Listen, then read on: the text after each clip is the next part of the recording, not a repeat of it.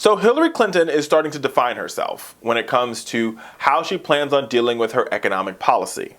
Now, as part of dealing with her economic policy, rumor has it, this is all rumor and speculation, that Hillary Clinton believes that strengthening the middle class and alleviating income inequality requires toppling the wealthiest 1% of Americans.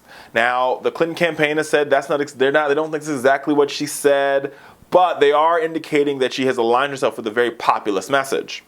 Now, us here at the Fowler Show, we can't confirm or deny what the former First Lady and Secretary of State said, but what we can confirm is that toppling the wealthy is the way to go. Now, let me be very clear about the Fowler Show's position, like we were running for president. I mean, I could. I guess, no, I'm not really eligible to run for president quite yet, so either way. Here is what I want to hear, and I think the audience at home, and you can tell me if I'm wrong on this, guys. This is what we want to hear from candidates. We're not saying to destroy the wealthy. We're not saying the wealthy shouldn't be wealthy. We're not saying the wealthy shouldn't continue to innovate to make more money. What we're saying, pretty simply, is that every American should pay their fair share, and we should not stack the deck against one group over another group. So let's put this into play. Because you got to put it into play to believe it, right? So if my name is Warren Buffett, let's use Warren Buffett as an example, and I make $1 billion. My secretary makes $50,000. My secretary pays roughly around 35% of her income in taxes. Now remember, for my secretary, the only income she's getting is her paycheck every 2 weeks. And she pays about 30% roughly in taxes.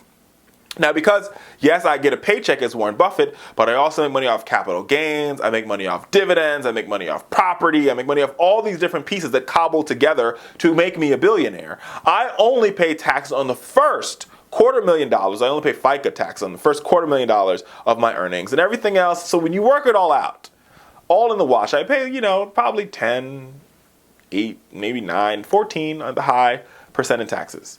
And not to mention all the tax giveaways and loopholes and all the stuff I get because I'm rich and all the laws are stacked so I win and my secretary loses.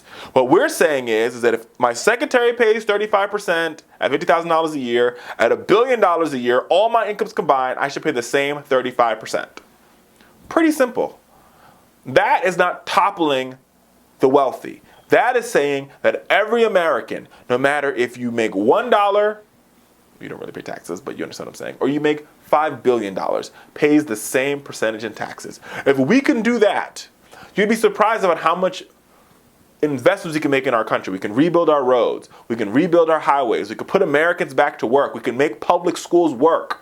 But what you have in exchange for that is states and federal government that is sitting there trying to balance or trying to sort of balance all this money and, balance the budget on the backs of the poor because they have to cut programs that help the poor advance in order because that's all the money they're bringing in, because they're not bringing in enough money because millionaires and billionaires are basically keeping all the money. Now, Republicans will tell you that the best way to grow the economy is by cutting taxes and having the wealthy make all the money. It's going to trickle down. But America, it's never trickled. It's never dropped at all.